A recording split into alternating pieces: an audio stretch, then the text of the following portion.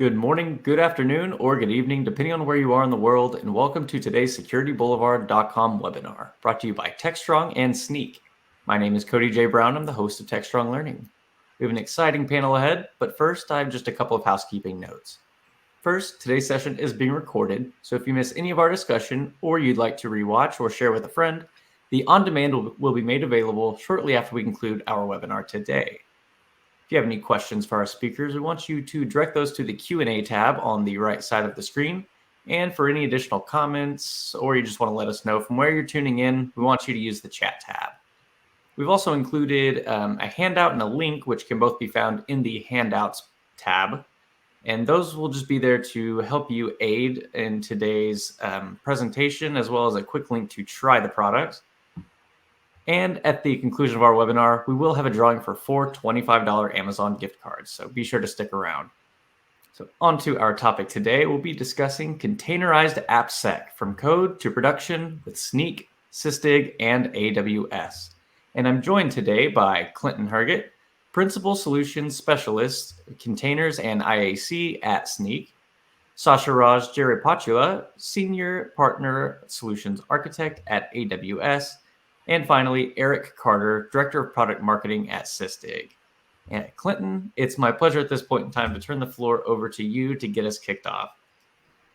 Awesome. Thank you so much, Cody, and thanks to Eric and to Raj for joining me today. Very excited about the demo that we're going to be able to show a little bit later. We are here today to talk about application security in containerized applications, and specifically, how do we apply security principles both from the coding or the build phase all the way through out into production, and what is the right set of tools that you need available in order to ensure you're getting that end-to-end application security perspective.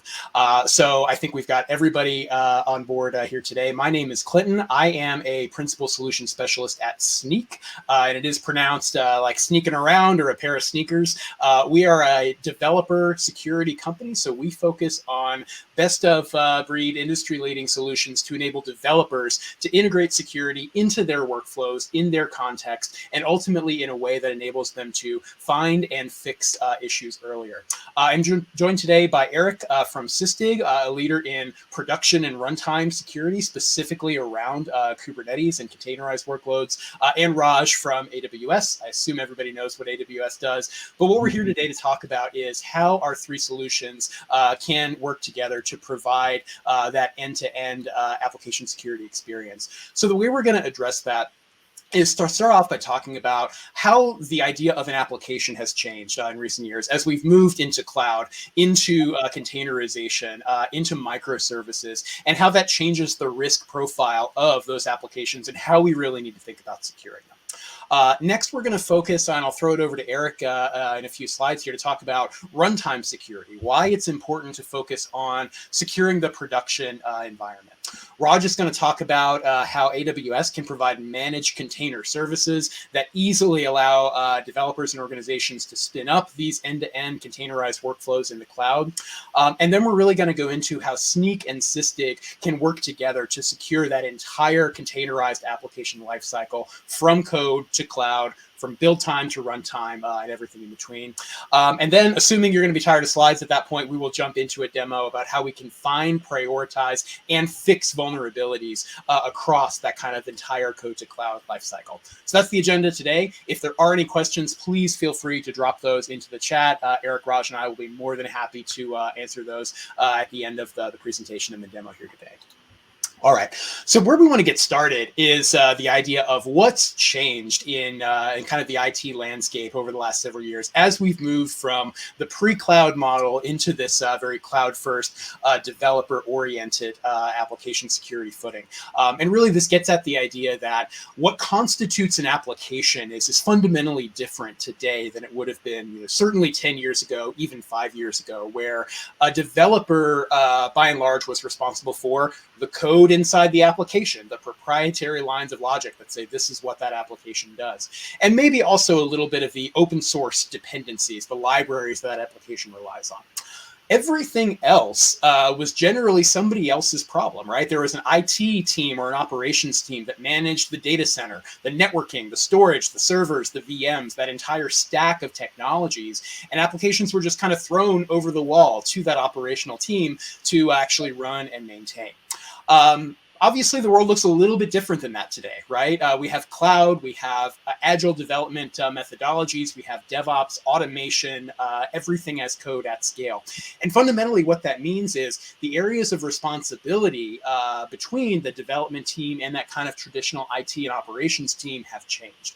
What you see now is that a lot of these responsibilities that used to fall to that IT use case are now belonging to developers. So, for example, an application is no longer just kind of SSH'd up to a server, where it's going to live forever. And that server is a long-lasting entity, right? That is, a pet rather than cattle, if you want to use that kind of analogy.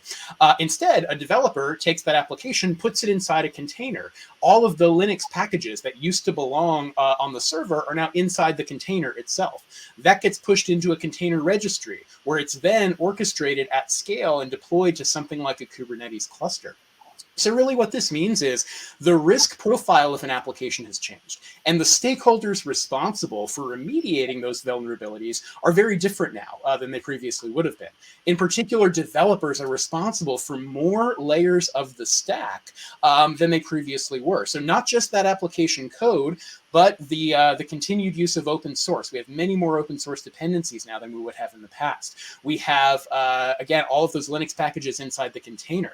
We have cloud and software as a service services that are being requisitioned by code, right? So it's no longer somebody in a data center plugging and unplugging, Cat6 cables from a switch. It's actually a YAML file that's being written to define that networking, the storage, the databases, the connectivity, even things like roles and permissions, IAM resources that actually get created in the cloud. All of that now exists as code, meaning it's now a developer's responsibility to be responsible for the risks that are built into that application. So when we talk about moving to application services and into the cloud is just software. These are now software problems that actually need to be remediated by that developer, and often the same developer who's building that application code itself. So what that looks like is a new risk profile for applications. And you've got, again, this traditional kind of application code at the top layer here. And this, previously would have been the entirety of what we meant by an application, right?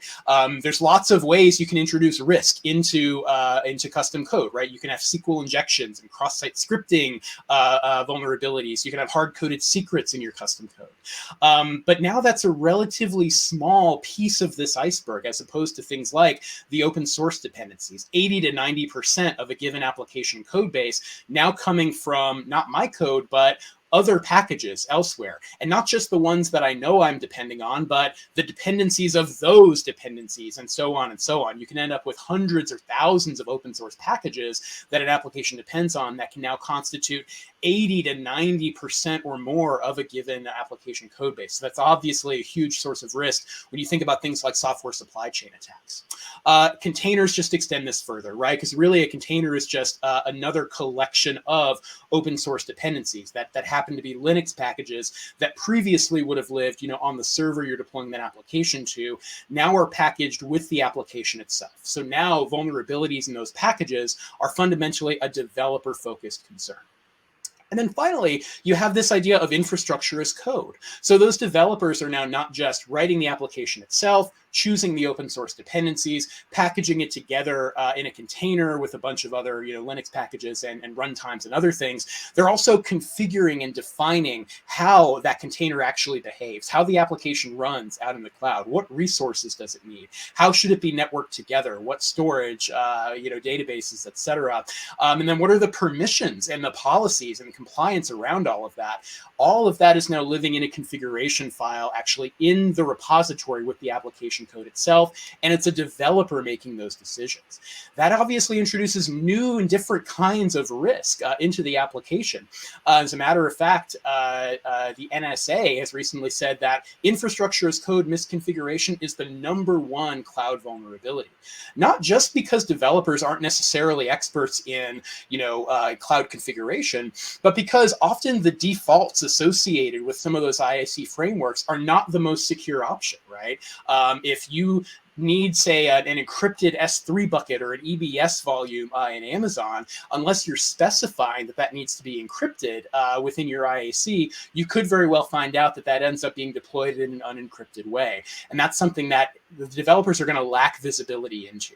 So what all of these layers have in common is developers don't have an easy way to see the risk that they're bringing on board from the application. And so when we talk about cloud native development, really the idea here is that there's more and different kinds of risk that are now increasingly a developer problem because they need to be remediated in the code itself. Eric, I wonder if you would say a couple of words about how all this affects the runtime environment and why should we care about container security, not just from the developer perspective, but also how things are actually running in production. Yeah, sure. Thanks, Clinton. Good intro. And I think everything you talked about is true. Like there's all these new layers of things that we need to be watching out for. We need to be understanding what's there that exposes me to risk. That's kind of a known vulnerability, right? Whether it's in the code, the container, the open source, whatnot, right?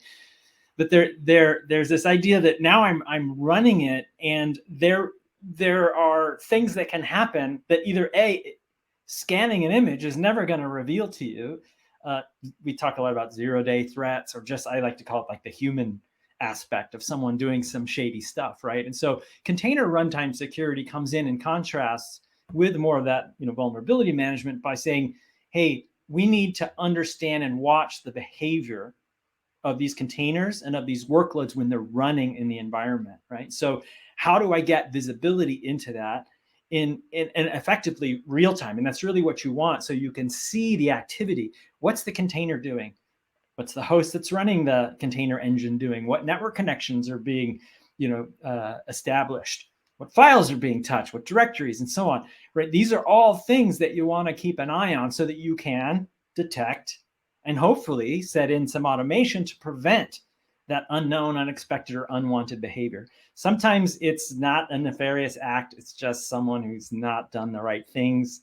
Other times it is something that should keep you up at night, right? So think about container runtime security as kind of that watch point, right? I love what our founder, Loris, talks about. It's like a security camera for your running environment.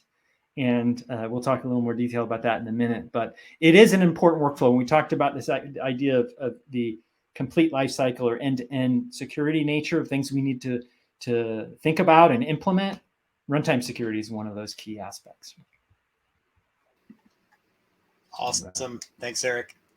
Now let me continue with this just real quick, right? So why is picking the right runtime engine important, or runtime security tool important? Well, there are some challenges that come along. Clinton has already talked about many of them, and it sort of lends itself here as well, right? Sometimes we use these abstractions of containers on purpose so that we can run it anywhere, but that abstraction can also block visibility, especially if you're trying to use legacy tools to understand what's happening. Yeah, I can see the container, but I don't really know what's happening inside. So with what you're implementing out there, are you able to understand what's happening inside? Do you have the context that you need? Right? As Clinton said, these containers are destined to run and spin up and down and up and down and up and down on a container Kubernetes environment, right? You want to have context because when something is happening, can I figure out exactly where, what's the cluster and what's the AWS region, the EKS cluster, what's the namespace it's happening in, even down to the pod level and so on and so forth, right? So context is key. And oftentimes you don't have that with existing tools because they were built not for cloud native. And last but not least, again, I was saying up and down, containers disappear. And if you're not kind of keeping track of what they did during their runtime, you may find later that something happened and you just don't have the information to say, well, what happened exactly, right? So what we are trying to solve for our customers is answering these three things and giving you a tool set to deal with it. And then it also lends itself some more interesting use cases, which we'll talk about in a second.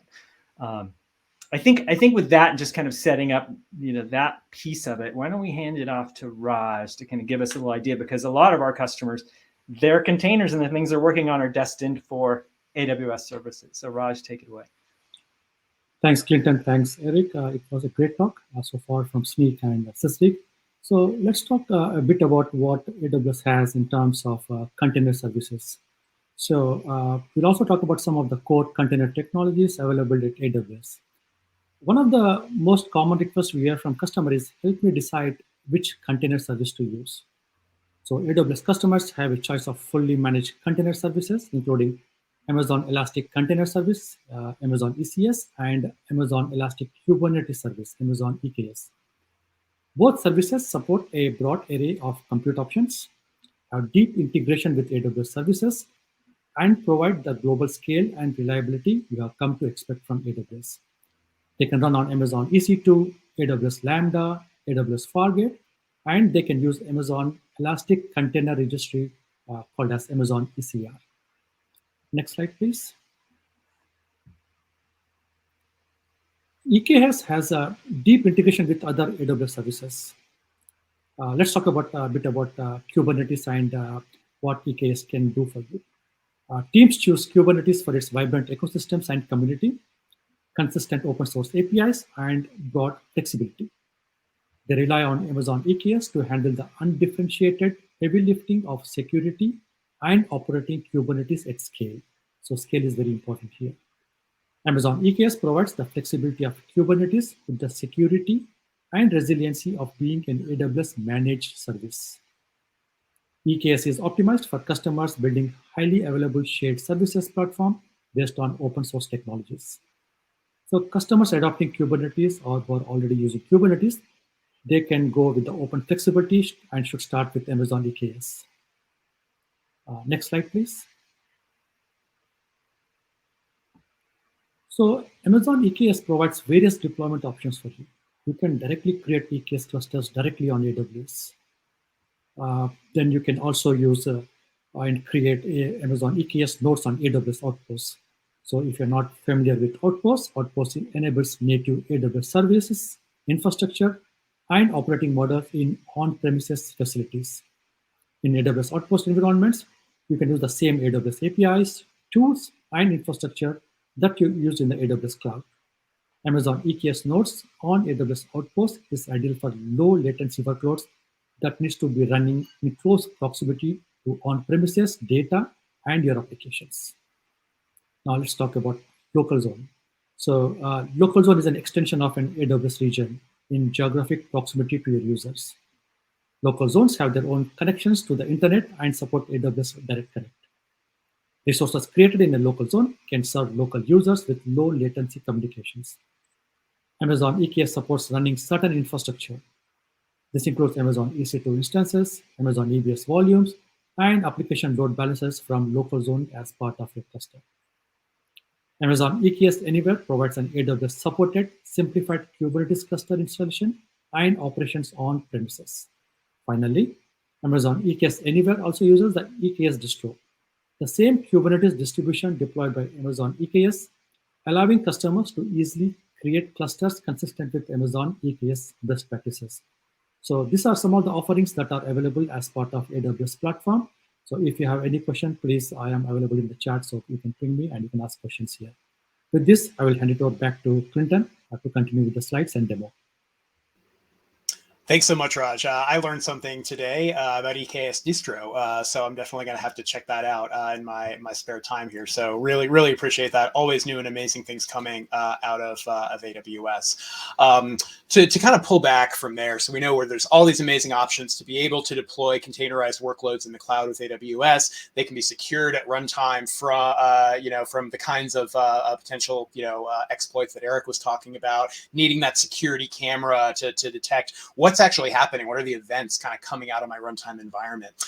Where Snyk really comes in, our piece that we can add to this puzzle is enabling the developers who are building those applications to have that same kind of visibility. Because again, we're in a different world now. It's not that applications are thrown over that fence into the production environment and then developers never have to think about them again. As I'm building software, I need to understand what's happening at runtime so that I can prioritize, my time around what vulnerabilities do I remediate, what packages do I choose for my open source dependencies, what container images should I build those applications around.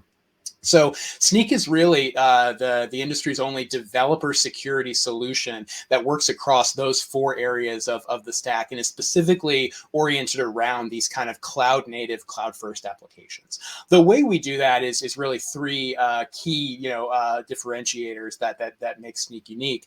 First and foremost is that developer empowerment. That really means integrating with the tools and processes that developers already use and where they already live and work to really make it a frictionless approach. So we're not opinionated about other kinds of technology. You don't have to be using a specific, container registry or code repository or CLI or operating system, because we recognize that just creates an excuse for a development team to not adopt a security solution, right? That's one of the most overplayed kind of refrains in, well, why didn't this get implemented? Well, it was too hard for the development team. Because in order to actually get that downhill process, you need to meet them where they're already at. So that's a key aspect to everything Snyk does. We want to exist within their context, within that pane of glass that the developer's already looking at, rather than having to switch out to something else. That context switching is so expensive for an engineer when you need to get your features into production, you need to clear your tickets, you need to make your deployments. Thinking about security traditionally is an afterthought. That is an additional tax on those development teams. What Snyk is after is, how can we enable those engineers to work security into their existing processes so they can both develop secure, build securely, and build quickly at the same time? So really a third way forward, that the speed of DevOps can actually complement the security, but that really involves needing to exist within developers' existing workflows. The second piece of what Snyk does is we focus on the fix rather than the problem. There's lots of security scanners in the world, right? Most of them will give a giant spreadsheet or a giant PDF full of problems, and they'll say, here's everything wrong with your application. That is of limited use to a developer, right? So you hear a lot of talk these days around the idea of shifting left, right? Like moving security into the developer workflow. And that is an important part of it, but I think it's only half the story. The other part is, well, what should I do once I have that giant PDF, right? That's additional work that I now have to do as a developer to figure out, how did these vulnerabilities make it into my application? And most importantly, what can I do about them, right? It doesn't actually do me any good as somebody whose responsibility is getting the thing into production to find out, hey, I've been blocked by a security scanner, and now I have to spend a bunch of additional time and resources to figure out what is the way around it. So what Snyk does is we focus on the action that a developer can take in order to remediate the vulnerability. And then we automate that as much as possible. So often the first indication you'll get from Snyk that there's an issue in your application is not, hey, you have a problem. It's, hey, we have a solution, right? Maybe that's upgrading an open source dependency. Maybe it's changing a line of code in our static analysis product to remediate a vulnerable data flow, for example. Maybe it's upgrading a container image, making a change to your infrastructure as code configuration based on something that's happening, out in the cloud. So by automating the fix, again, we're reducing friction for the developer, because they can just say, yes, I accept those changes. I do want my application to be more secure. And I don't have to spend time and cycles and resources thinking about, what are all the different ways forward, because Snyk's already identifying that action, making it as easy as possible to implement. And then the third piece to the puzzle of what Snyk brings to the table is security expertise. And that begins with what we call our Snyk Intel vulnerability database, which is a database full of vulnerabilities in open source and in Linux packages that constitute those containers. But we don't just stop with the public data sources that are currently available. We have a full-time research staff that is constantly curating those issues to eliminate a lot of the false positives, the duplicates, the noise that you find in those public data sources, and then supplementing with our own research. And this is a critical part of it, because say you have, 100 vulnerabilities in an application, right? I'm sure we've all been in this situation where you say, well, I'm going to remediate the highest severity issues first, right? And then you look at the severity breakdown, and 50 of those 100 are high or critical issues, right? Without fail. Basically meaning that none of them are, right? Like if everything's a priority, then nothing is, right? By definition.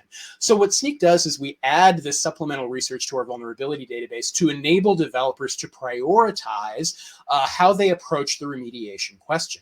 And that involves a lot of different things. It might involve something like exploit maturity analysis, right? I know this is a vulnerability, but is there an exploit actually out in the wild associated with it? I probably want to remediate that first because it means I'm more likely to be attacked based on that vulnerability versus another one that might have similar or even higher severity according to the CVSS score, but for which there is no known exploit in existence. Another aspect of that might be, does my application have the vulnerable condition that allows the vulnerability to be exploited? Maybe that's, I need to be running it on a particular port, or it needs to have a certain security group configuration in AWS or in the cloud for it to be exploited. So Snyk works all of that intelligence into our vulnerability database, which then allows the developer really granular sense of prioritization. And we can score those vulnerabilities based on not just what's happening in terms of the real world of exploits, the vulnerable conditions of the application, but also your internal business logic. Now, where this gets really interesting and what we'll cover in the demo today is there's also pieces of that runtime environment that Eric was talking about that are really important to me as a developer, right? Because I might want to know of all of these packages that end up in my container and in my application, which are actually used, what gets executed at runtime, what actually is on that security camera that thus makes it an obvious target for me to remediate. And I can deprioritize the other packages that aren't actually, executed or included in that runtime environment. Anybody who's ever built a container knows, like, there's a lot of stuff that ends up on them that isn't, strictly necessary for running that service, right? So what can we do to cut through the noise and identify for the developer, not only here are the critical vulnerabilities in the workload, but here are the ones that are known to be exploitable from the outside, and we know they're actually running once that container makes its way into production. It's a big piece of the partnership story here between Snyk and Sysdig. Eric, I wonder if you could then extend that and talk a little bit more about how Sysdig is helping to detect some of those anomalies in production. Yeah, thanks. It's a good transition because the question is, okay, well, what is it that makes it special that we can understand the packages that are being used? Well, I don't know how much the audience has heard of Falco. Falco is an open source project that Sysdig started that's now a part of the CNCF, but its role in life is to help at a really low level understand the activity, whether that's with containers and Linux, and then we're tapping into a bunch of different data sources. But the chief one where we identify these things is we're watching system calls. And if you know anything about it, everything makes a system call. System calls don't lie, right? And we can see, hey, this container has started. And of course, we can see things like, with the container interacting with other containers and so on and so forth. But we can also understand at a fine level, oh yeah, there's all this stuff, and these are the things that we see starting and running and participating as a part of that, basically the container runtime. And through a set of rules in the open source project, you obviously you not only have this visibility, but you can set up rules to alert on certain things. And I'll give you a visual of that if we have time to get into the Sysdig UI for a few moments during the demo section. But think about it as, hey, whether it's syscall data or also working with Kubernetes audit logs, or now even things like AWS CloudTrail logs, applying a set of rules so that we're detecting things. But it's that detection and that information that we're able to get and pass back to Snyk. Now, where we're doing this, however, is with Sysdig Secure. So on top of Sysdig Secure, we've built what is in effect a SaaS-based solution that lets you operate at scale, lets you tie quickly and easily into all the AWS services, including ECS, EKS, Fargate, right? And now you have a set of policies that you'll see you can turn on or off to do a similar job, which is report on this malicious or unexpected, unexplained activity, right? And even start to take some steps to help stop that activity, right? And protect yourself, right? And so it's very feature rich in this regard. in that the Sysdig secure solution obviously can tie into your favorite alerting tool, and you can even forward this information out to a SIEM or something like that to even do further analysis along with data from elsewhere in your environment. So it's this visibility, this layer, this understanding at a kernel level what's happening that lets us actually now provide this feedback loop into the developer kind of side of the house to exactly do what Clinton was talking about. And I think we have a visual or something coming up, right, where we can dig into what the integration looks like. But I'll hand it to you here, Clinton.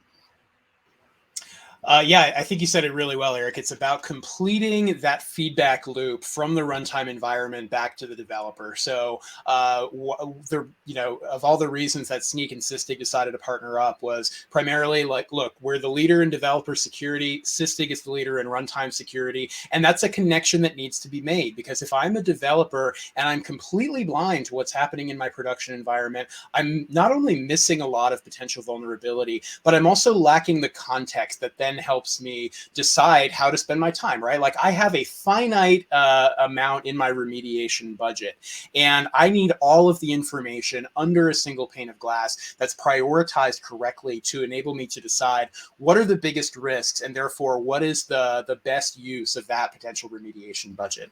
So Snyk is what helps you build secure from the start as those developers are making decisions about what goes into the application. Because again, that's when the remediation is cheapest, right? The further to the right you get in that diagram, the more expensive, the more time consuming a remediation actually is, because then you're doing things like refactoring, right? You're rebuilding the thing that you built on top of that library that needs to get switched out, or you're updating libraries to be able to run on a newer version of a container image. Whereas if I'm making that decision as I'm choosing the container to build on top of, the cost of that remediation drives down effectively to zero, right? If it's in my environment, I have all the prioritization data at one hand, and I have the remediation action identified for me, then as a developer, there's no longer a conflict between security and speed. They actually work together because I have all of the right information in the right place. And that's what we call this prioritization, or especially prioritizing the risks that actually matter once that application makes it into the production environment. I think what I would add is that I think, and even as we look at this picture, right, in this new world, that developers own a lot more than they used to, but we still have these teams lovingly known as DevOps, and then now we're adding DevSecOps to the mix, and then there's security team. So I think as we start to look at this diagram and what we're doing with this solution, we really help all of those teams collaborate in a way that I think is going to work better to get applications out the door faster and more securely. Yeah, absolutely. Because a lot of those events and anomalies that you're talking about can only be seen in the production environment, right? As a developer, I've got probably some kind of a test bench. I've got a VM where I'm running containers in my local environment, but I don't see how that's interacting with other services, right? I may be running my unit tests, my end-to-end automation tests, but there's always going to be edge cases that can only be replicated in the production environment, right? Like what's special about production is that it's production, and there's always going to be data coming out of that you can't easily replicate earlier in the process. So that's what makes this this partnership really critical in terms of bridging the gap so that developers can see what's happening at runtime, and that loop is closed so that there's now a consistent view and all of the teams are looking at the same data, right? Developers see what the cloud platforms team are looking at, and cloud platforms can easily say, hey, this is the development, the actual software workload that's impacted here. They can much more easily route those remediation actions back to the developers, as opposed to a situation where those two teams are traditionally kind of working in tension with each other, right? This kind of consistent view allows them to work together because we're all ultimately focused on the same goal, which is making more secure software actually make it out into production. Yeah. And so again, that's the story here, is the prioritization of vulnerabilities based on those runtime signals. And again, to get back to the issue of, the major developer pain point when it comes to remediating issues is just being overwhelmed with too many notifications, right? It's fatigue by CVEs if I'm getting this undifferentiated list of here's everything wrong. So this is exactly how Snyk and Sysdig work together, because not only do I have the ability to say, here's what I'm going to focus on based on what's actually running, but then Snyk tells you, here's how you can fix it, right? So I can immediately focus on the vulnerabilities that matter end to end, code to cloud, and back to code, and eliminate those alerts that ultimately are just false positives, or they're not actioned on because there's no clear way forward, no task that's identified as a next step for that developer. Anything you wanted to add here, Eric? Nope. Perfect. Awesome. Is it demo time? I think it is. Yeah, I think we've talked to everybody long enough. Let's actually see this in progress here. So I'm going to see if I can get my screen share up and running. I've got a browser here that I've got an AWS page pulled up. Want to make sure folks can see that. Okay, perfect. So what I've got here is actually an AWS quick start that deploys the Snyk Kubernetes monitor integration on top of an Amazon EKS cluster. I'm assuming folks on the call are more or less familiar with what it takes to spin up something on EKS, so I won't step through that piece. But basically all I did was went to this quick start. I said, yes, I want an EKS cluster. I want it with AWS best practices embedded in it. And I want the Snyk monitoring service deployed on top of it. So what that basically does is create this kind of architecture where I have EKS, I've got a kind of fully managed, as Raj was saying earlier, cross availability zone deployment. And then I've got Snyk Security baked in. So it's already configured for me. It's talking back to my Snyk account, and I've got instant ability to look at the vulnerabilities in the container images that have actually been deployed to that environment. We've done a lot recently on the Snyk side with making our Kubernetes integration kind of useful at enterprise scale. And that includes the ability to automatically onboard workloads from my cluster. So I don't have to individually say, I want Snyk to monitor these images and not others. So what I did here is actually used a REGO policy.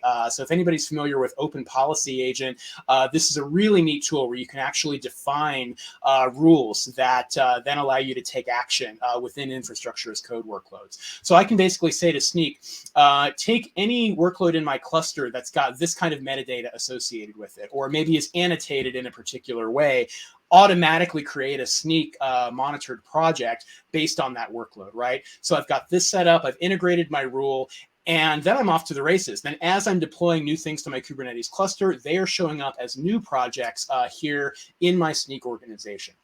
Now, I certainly can actually then just say, you know what, there's one thing I forgot, or there is a workload somebody just deployed. I want to make sure to go ahead and grab this. So I've got, here's the EKS cluster that I deployed to AWS earlier. Here's all of the workloads in here that are running. So if I decide, you know what, yes, I want to get this PHP deployment and this Java web app, I'm going to go ahead and add those to Snyk. It's as simple as that, but I don't even need to be clicking around in the UI here. I can do all of this with code just by writing a couple of lines of REGO to filter those workloads, bring them on board.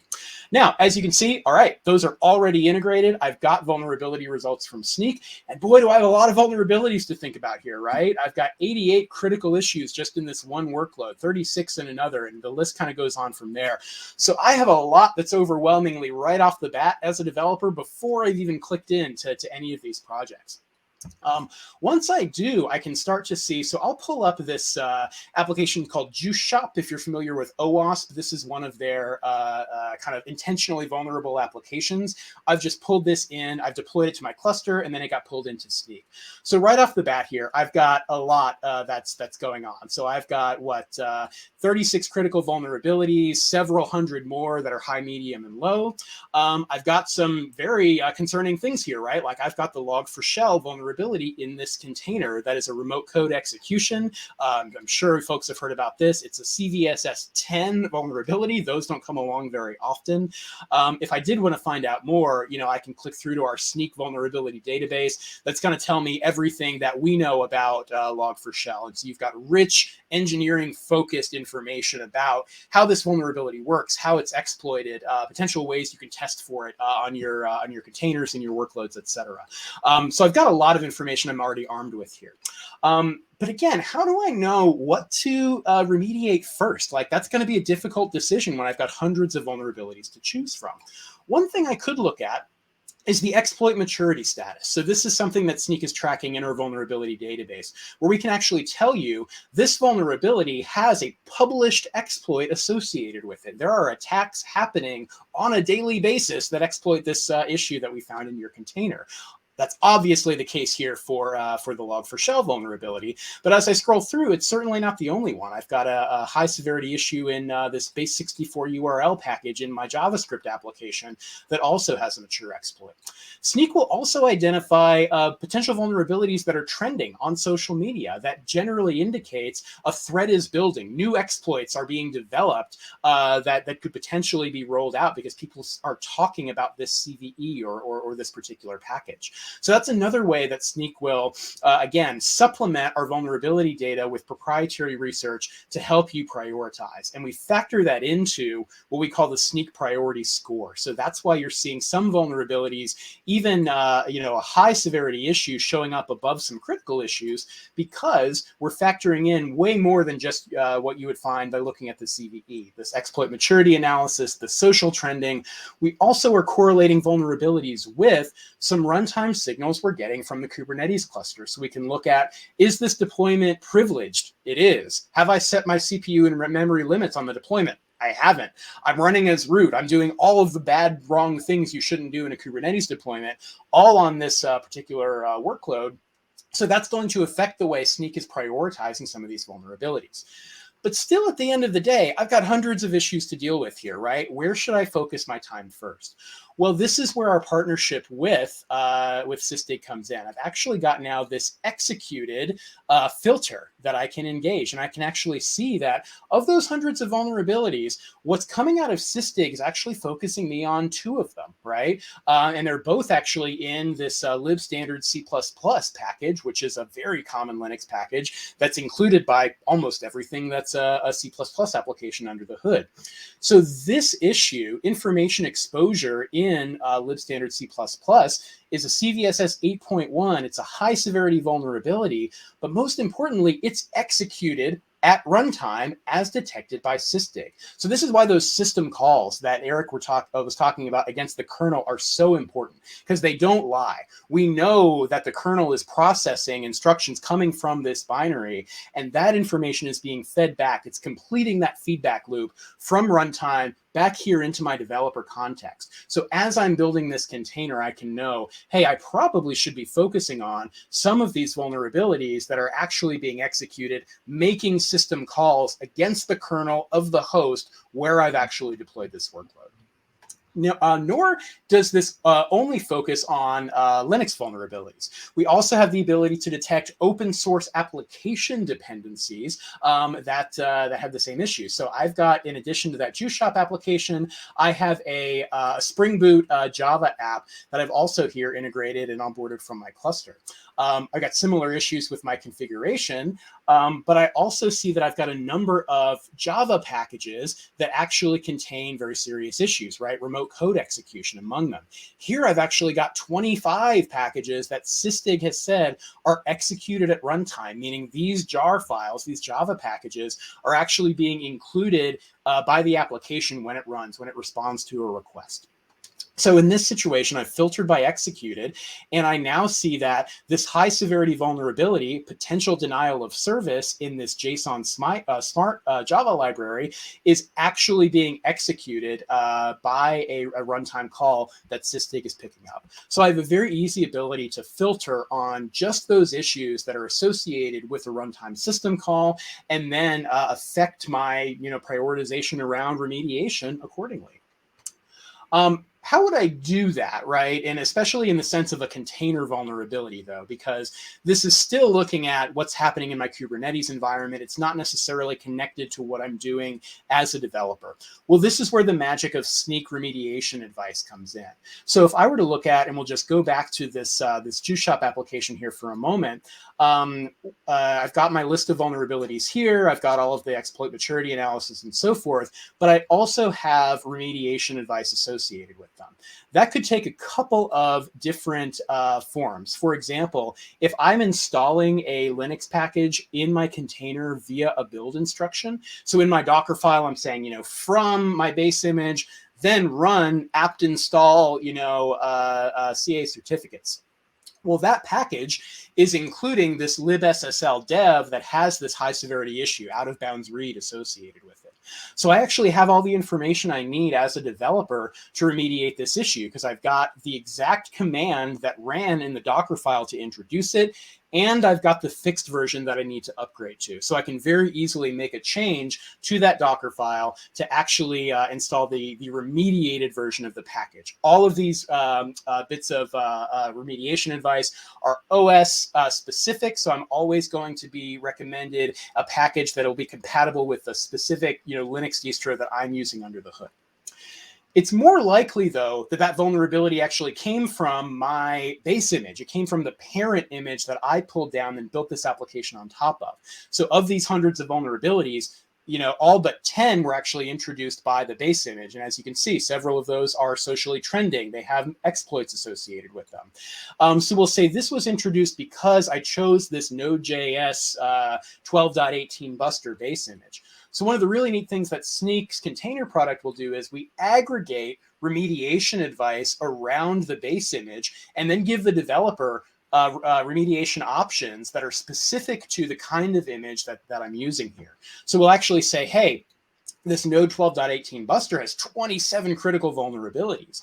If you were to just make the most minor upgrade possible, going to the 12.22, you could eliminate the vast majority of those, right? Go down from 27 to 8.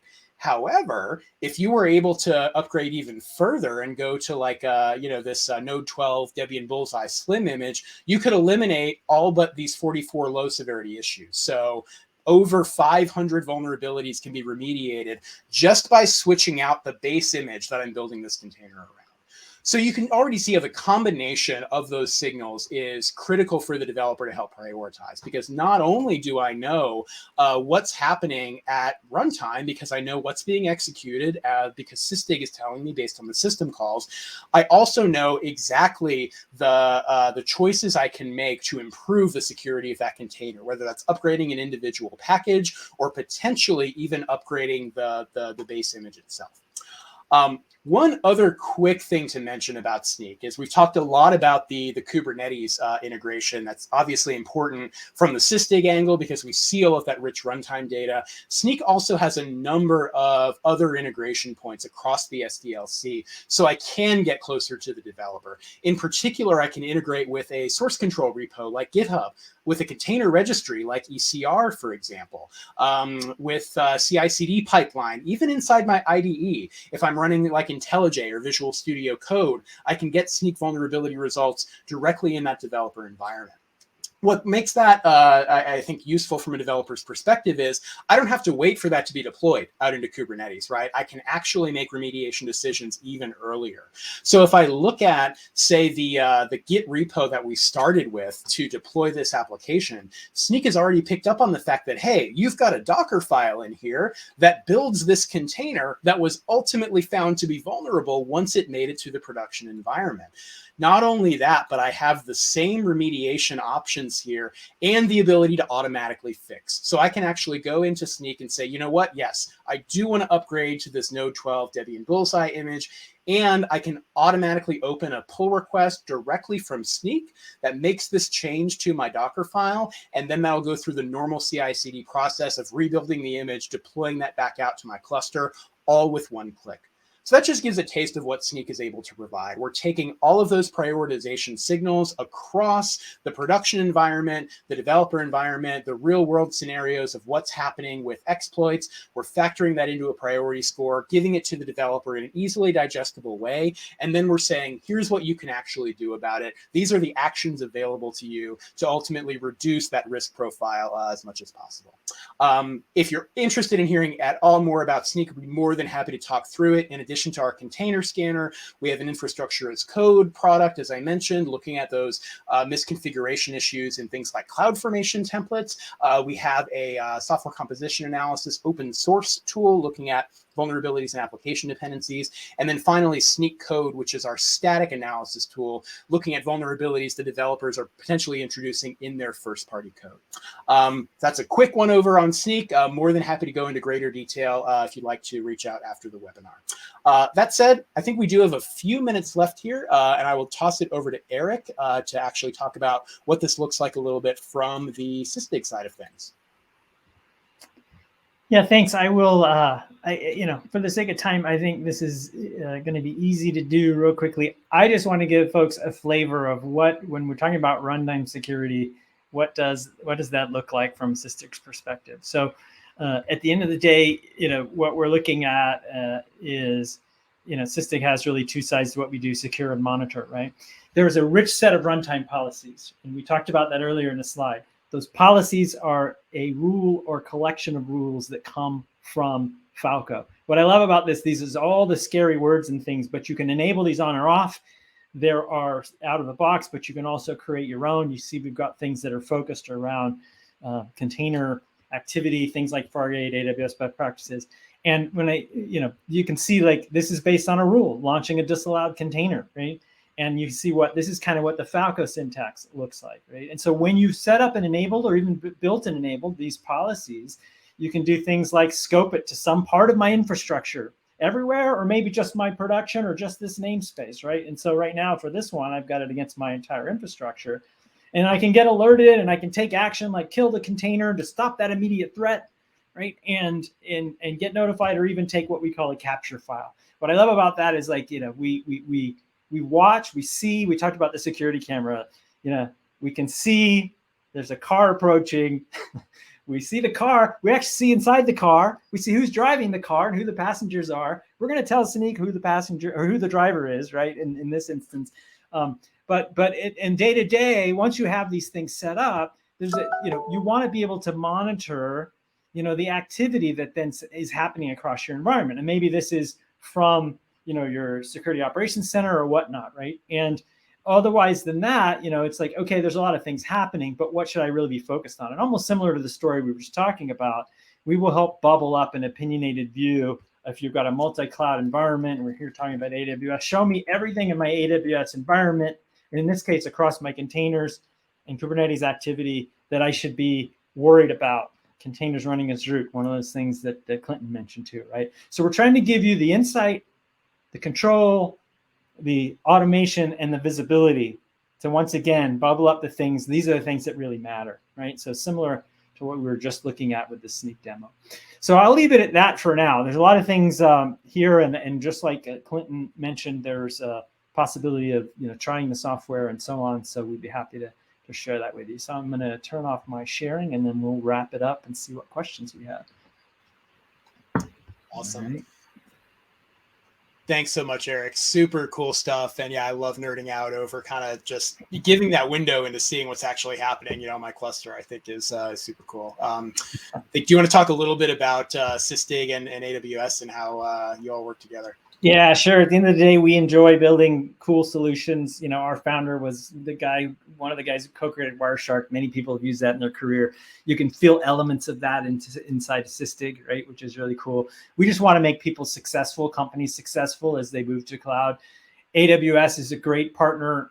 We've taken the time to integrate everything that Raj showed, from ECS all the way down to EKSD and EKS Anywhere. We're supporting Outposts and so on.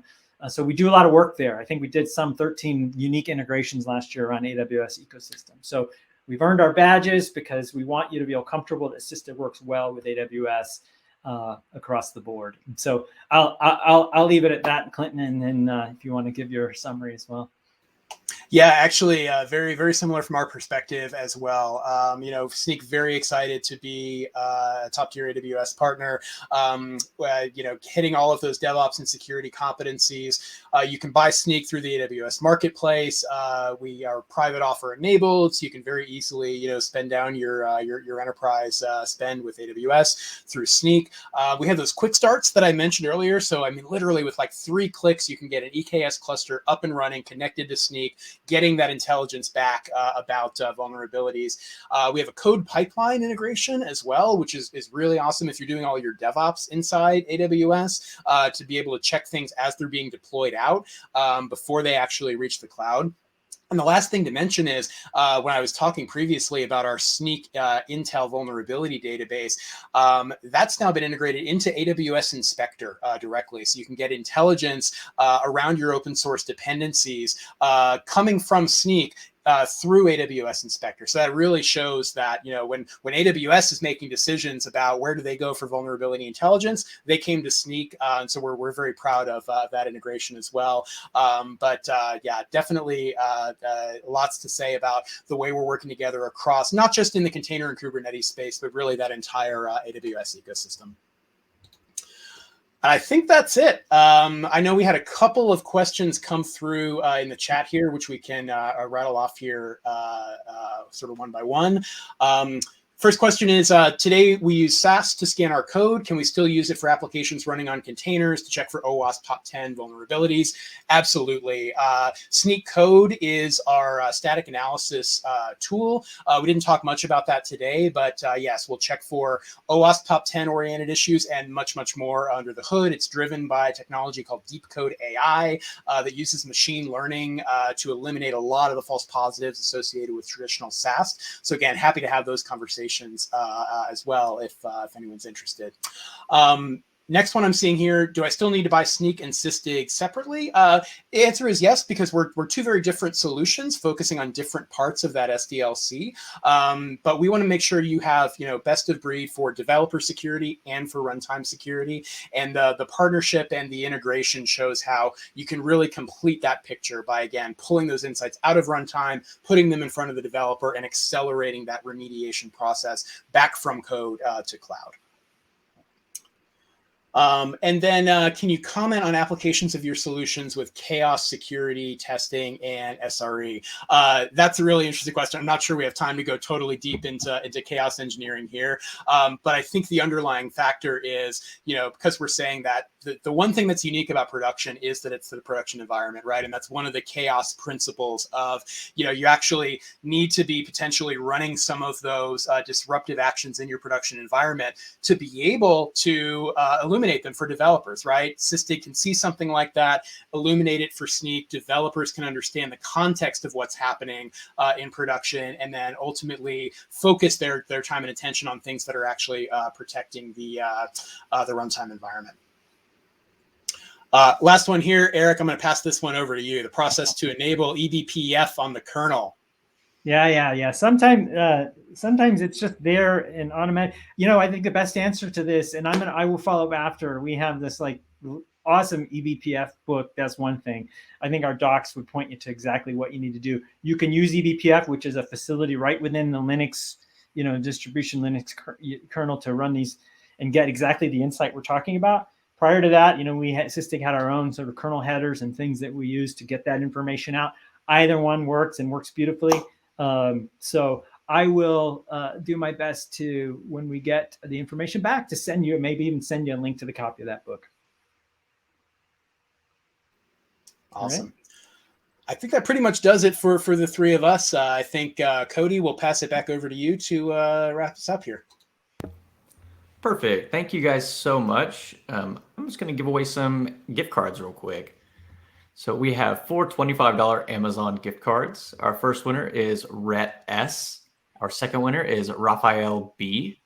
Our third winner is Jasmine L. And our fourth winner is Alita S.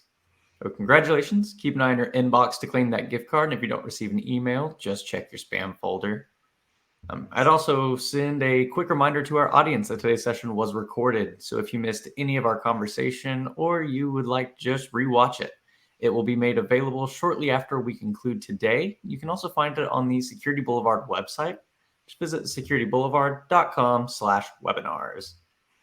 So Clinton, Raj, Eric, thank you all so much for being here with me today, for putting together this demo and these presentations.